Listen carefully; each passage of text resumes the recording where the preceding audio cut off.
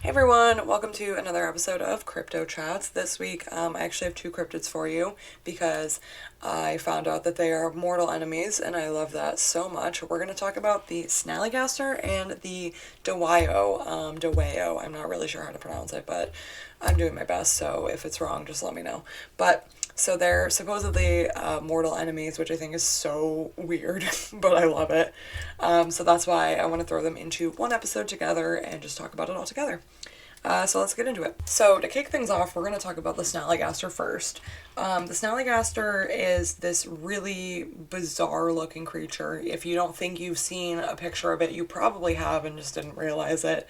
It's somewhere between a reptile and a bird, and it's got almost like tentacle like, I don't know, things coming out of its like mouth area and a beak, and it's got one eye like right in the middle, and it can fly, and it has this crazy screech that it does, and it is lives in the hills of Maryland. So I'm sure you've probably at least seen a photo of a Snallygaster, or someone's, artist rendition of it, even if you didn't really realize. But that's the thing we're talking about right now. So I did a lot of research on this, and I go back kind of far in its existence just because I think it's kind of interesting. So in the early 1730s, this is like the earliest accounts of the Snallygaster possible. The area of Maryland where the Snallygaster resides in Frederick Valley was home to a lot of German immigrants, and with them, they brought the tale of this creature that they called the Schnellergeist, which roughly translates to quick spirit. And so basically, like, they had their own name for this creature already. And then, later on, it was adapted into the English version that we know as Snallygaster. But it's interesting to me because in the 1730s, like, this was already a creature that was being cited by these German immigrants, and it was a scary experience for them to be seeing it. There's not a ton of information on like actual reported sightings from that time period. I mean, that's like a couple hundred years ago, so I'm not that surprised.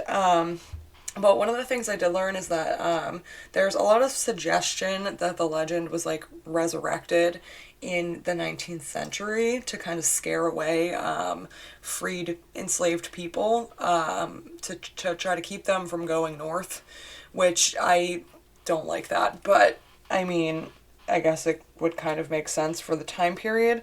It's an interesting bit of information. It's not my favorite bit of information, but it's something at least. But I'm gonna skip over that because I don't like it.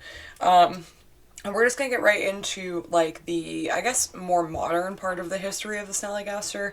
Granted, it is the year 2021, and we're talking about 1909, so it's not the most modern, but it is certainly more modern in comparison to the 1730s. So in 1909, reports of this creature began to grow, like kind of out of nowhere. All of a sudden, people are seeing this weird, bizarre looking creature flying around, and it started to be written about in a weekly newspaper in Middletown, and they ran a story about it for about a month, and then the story suddenly died. What's interesting to me is that the early issues of this newspaper, and specifically this story of the Snallygaster and its sightings, reported that the Snallygaster was being sighted in Ohio, West Virginia, and New Jersey before it even showed up in Maryland. The first sighting of it in these other states, which I couldn't tell you exactly which state it was because I just could not find that information, but the first sighting of it outside of Maryland was by a man named James Harding, who was super scared, which is very fair and understandable. And he described this creature as a mix between a tiger and a vampire, which, if you think of the, I guess, more normalized description of the Snallygaster, that's very far off. But part of it was that James Harding claimed to watch this creature kill a man with its beak and basically suck the blood out of it, of this human that he killed, with its beak. So, I mean, I can kind of understand the vampire aspect of it with that part alone. That part alone, I'm like, yeah, I get it. That makes sense. If I saw that happen, I'd probably be a little on board with that as well. So I want to talk a little bit about some of the bizarre sightings that happened in these other states before the Snallygaster made its way into Maryland, because they're crazy and I think they're kind of funny.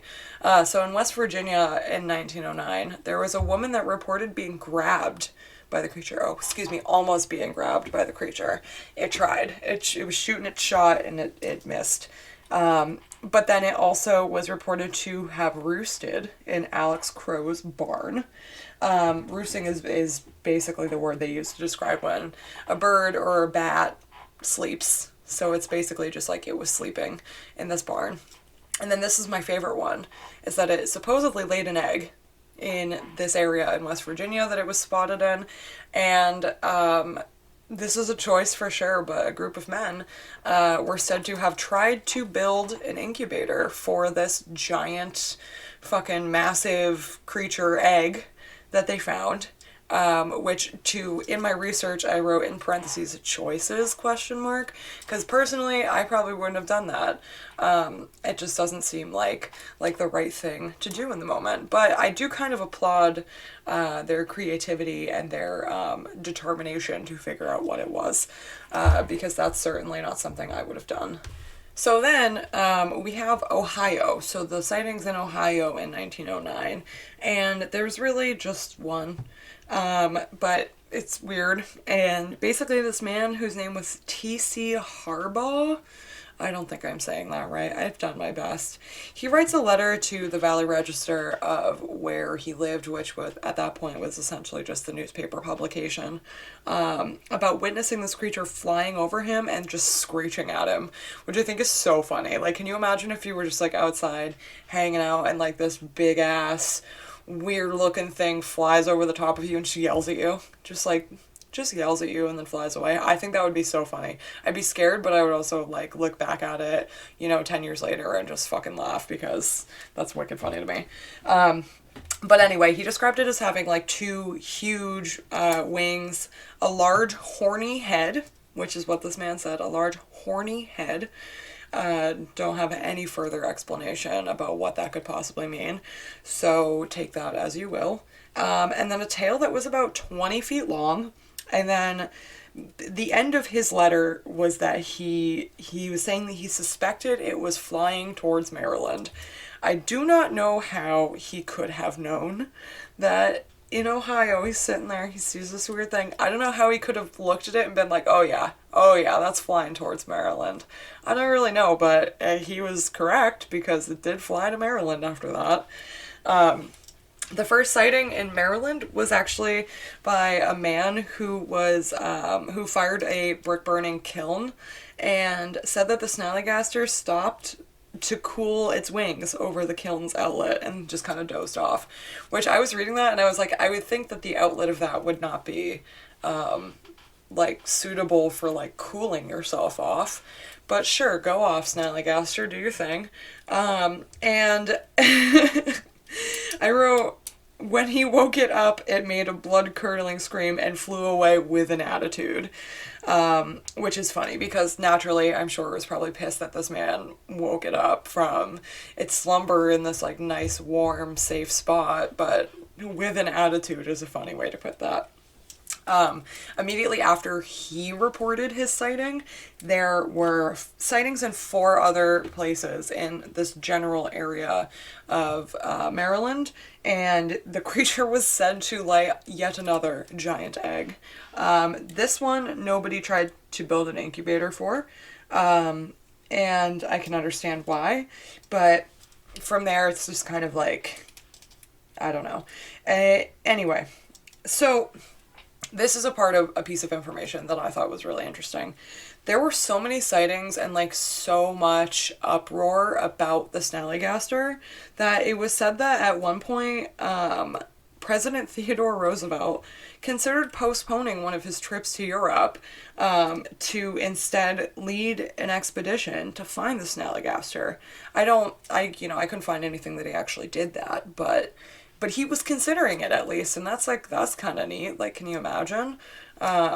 Just being like, oh, well, the president wants to find this weird bird thing that's reptile-like and has tentacles and keeps laying eggs, so we should all find it too. I think that's kind of neat. I don't know. I think it would have been more interesting if he had indeed not gone to Europe and instead investigated the Snallygaster. But, I can't go back in time and change his course of action. So there we go. It was also a big point of interest for the Smithsonian Institute as well. They were super interested in finding the Snallygaster also in this same time period. Especially, they were very convinced of its existence after numerous sightings matched all the Snallygaster's description. There were a lot of people in that area who saw the creature exactly as it was described, and they all matched, and the Smithsonian Institute was like, damn, we need to get in on that. To my knowledge, they didn't actually ever act on that, other than just being interested in it. But regardless, them just being interested in it is kind of cool. So the story gets kind of funny after this. Anyway, I'm just gonna say it. So the last sighting of 1909 happened when 3 men supposedly fought the Snallygaster outside of a railroad station for about an hour and a half before they chased it into the woods. Can you imagine the dick-waggling contest that had to go on for them to fight this cryptid outside of the railroad station? Can you imagine? That's so funny to me. How do you just, you and your pals are all, having a fucking, I don't know, what do you do at railroad stations? You're all getting off a train or getting on a train, and you're like, yo, man, I think I can beat up that cryptid. And the other one's like, no, man, I think I can. And then they all just get in a fight with it together. That's so funny to me. Especially because there were so little details about how it happened, or why it happened, or did they have weapons? I don't know. Who knows? All I know is that they fought this cryptid outside of a railroad station for an hour and a half too. They held up against this thing for a super long time. I think it's so funny. So funny. I don't know a single person who would run into something like a Snallygaster and be like, all right, you're gonna have to catch these hands, my friend. I'm perplexed by this happening, and I don't know, I just think it's wicked funny. So, okay, this is more interesting than it is funny, but the Snallygaster appeared in Frederick County again 23 years later. So the last sighting of it in 1909 was those men trying to fight it, and then 23 years later it popped up again. There were no attempts made by the Snallygaster to interact with the humans at this time. It kind of minded its business, stayed away from everybody, and this would have been 1932, so, it's not really as interested in messing around with humans as it was before. Not that it was overly interested in 1909, but it's even less interested in 1932, which I think is cool. But from this gap of time where there wasn't a sighting, people kind of gathered that the lifespan of the Snallygaster could have maybe only been about 20 years or so. Which, from that, they gathered that the newer Snallygaster that they were seeing in 1932 must have been a hatchling from the eggs that were laid in 1909, which I think is interesting, because, in general, we don't know that much about a lot of cryptids' mating habits and, their reproduction, so I think that's a neat aspect to it. This is where it's, it gets really sad, but really funny. So, the Snallygaster supposedly died in 1932. And let me tell you how that Snallygaster died. And to my knowledge, at least, it didn't lay any eggs. It wasn't able to further the Snallygaster line at this point. But let me just tell you what happened. What was the demise of this Snallygaster? So the Snallygaster was flying around, caught whiff of a smell that it really liked, which happened to be a 2,500 gallon vat of moonshine that was being processed. And at that point, it was boiling, doing its thing. I don't really, I'm not super familiar with how you make moonshine, but I know you have to boil it at some point. So Snallygaster catches wind of the smell and is intrigued and goes to it, and I feel bad for laughing, but it's so funny. Flies literally over the top of this giant vat of moonshine and gets like knocked the fuck out by the fumes and then just falls into the boiling pot of moonshine. That's so funny. That's like a Spike TV show is what that is. Like that should not happen, but somehow it did, apparently. And then what happened after that is they basically, like, the sheriff of that area came to investigate it and then just blew up everything. Blew up the moonshine, blew up the remains of the Snallygaster, blew up the guy who was making the moonshine's workshop. Everything just got blown up with, like, a stupid amount of, like, dynamite or something. I don't really remember, but that's so funny. Like, what do you mean you died in a vat of moonshine? This, like, crazy looking cryptid just, like, met its demise in moonshine. I think there's probably like a lesson there or something, but anyway, we're gonna dive into the Dewayo now, because as I said before, I'm gonna continue to say it as Dewayo, and if I'm wrong, you can definitely correct me, because I would like to say it correctly in the future. But so the Dewayo is the Snallygaster's mortal enemy. I told you that at the beginning of this, and the Dewayo story definitely has a little bit more information about why they are nemesis than the Snallygaster's origin. So you'll get a little bit more of that in this one. But first we're going to talk about, like, basically what the Dewayo is and, like, where it came from and all that good stuff. So the Dewayo popped up in the forests of Maryland around the same time as the Snallygaster. So we're talking like 1700s is when the, like, lore of it kind of originates, and then its sightings kind of vary from there throughout the years, and there's like one year where it's a little bit bigger than the rest of them, but regardless. So the Dewayo is basically Dogman. That's what I gathered from all of the information I found on it. It's basically Dogman. It's a wolf-like bipedal creature with the stance and stature of a human, but the features of a wolf. So basically Dogman. And my theory on this is just that this is a branch of the Dogman family tree that has specific regional and, like, cultural significance. And that's why it's considered a separate entity from just Dogman, which is, like, the case in a lot of Sasquatch creatures as well. I think it's just one of those things where it's got its own specific significance to the area that it originated from, so it's its own being, which is fine. I can accept that. So, in the 1700s, in this area of Maryland, were Dutch immigrants. Over where the Snallygaster was, there were German immigrants, and then in this specific part of Maryland, there were Dutch immigrants. And with them, they brought the tales of the Hexenwolf, which was a German legend that was kind of, adapted into Dutch culture.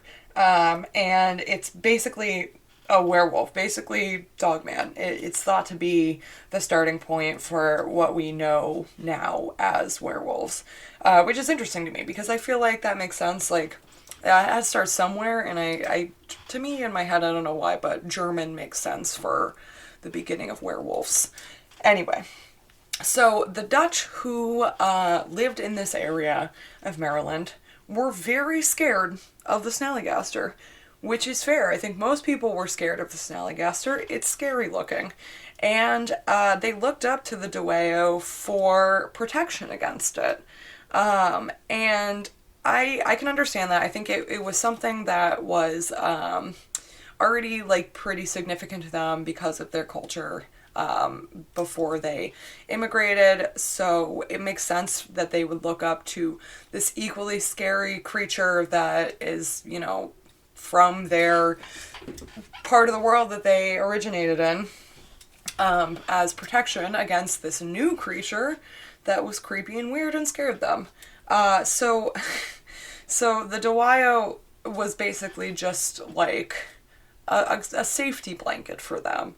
And they looked to it for protection, and they would even go as far as to put specific hex signs on their doors, marking them as a place of the Dewayo, to keep them safe from the Snallygaster, to keep the Snallygaster uninterested in that area.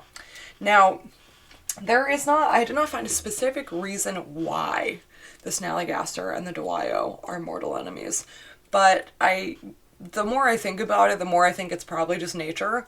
Like, they're hanging out in the same area, they're both, like, relatively predatory. I think the Dewayo probably was a little more aggressive than the Snallygaster ever really meant to be, and then from there they were kind of just like, I hate you too, and then just kind of tussled and never really got over it, because to my knowledge there's no overlap of their beings in the German lore that they both kind of come from. So I don't really know. I personally think maybe it's just nature. They both kind of were just like in the same place at the same time, and like some instincts took over and they were like, yeah, fuck this guy. And the other one was like, yeah, fuck that guy. And now they just kind of don't like each other. But back to the Dewayo. In 1965, there was a man who, he did not give his real name. He gave an alias of John Becker, who claimed he was attacked by the Dewayo and described it as a tall, wolf-like creature that walked like a human, which is pretty standard in these kinds of dogman, wolf-like sightings. 1966, there was this one cracks me up. I don't know why I think this is so funny, but I pictured it in my head, and I hope you will all picture it the same way I did and also laugh. But in 1966, a man claimed to see the Dewayo, but said its legs stuck out to the side and it scuttled like a spider, which I'm terrified of spiders, but like, just like picture a werewolf, but its like legs are sideways and it's like just scuttling weird. Like, I just think it's kind of funny. Okay, so a little bit of the mortal enemy thing. I'm going with what I got here. Basically, they were just known to fight each other all the time. And there were a lot of reports of people, like, literally seeing these two creatures fighting. And that's crazy to me. The idea of these two cryptids being mortal enemies with each other is really just, like, sitting right with me, and I think it's very funny. The reports of them fighting date back to, like, the early settlement of Middletown Valley. Like very, very early days. Like, these people were witnessing these two creatures just, like, throwing hands at each other from the beginning. So that's crazy. Up until, you know, probably like 1932, when the Snallygaster just kind of yeeted itself into a vat of moonshine. But yeah, I mean, the Dewayo obviously, well, I'm not gonna say obviously, but personally I think it probably is still roaming around out there, but instead of being called the Dewayo anymore, I'm sure it probably is maybe just referred to or lumped in with Dogman, because personally I really think, like, based on the various sightings and encounters and like descriptions of appearance and behavior, I really honestly think that it probably is just a branch of the family tree of the Dogman. And that's just like my personal opinion on it. If you don't think that, that's fine. If you don't think that, actually message me, because I really would like to know what you think it is instead. But personally, I think it matches the canine type Dogman a little bit better. And I think the fact that it kind of ties in with the Snallygaster and this German lore and stuff just is what gives it that cultural and regional significance for it to be its own entity, you know what I mean? Instead of just being like, oh, well, that's the dog man. They're like, oh, well, this is the Dewayo. And, you know, it dates back to our German ancestors and like, and all that. You know, I think it adds a little layer of cultural significance, which is fine. I think that's okay. I tried to see if, you know, people in that area do still refer to it as the Dewayo instead of just Dogman, and did not find anything. So that's kind of where I kind of draw the conclusion that maybe it's just because the Snallygaster is not supposedly around anymore, and I think it maybe lost a little bit of that cultural significance. But I don't know. I could be wrong. I don't live in Maryland, so who knows? But anyway, that's about all I have for you guys this week. I hope you enjoyed this tale of two mortal enemies, because I know I did. I had a great time this week. And I will hope that you will all stick around for next week, because I will have some cool stuff for you then too. Yeah, that's all. Thank you guys. See you next week. Bye.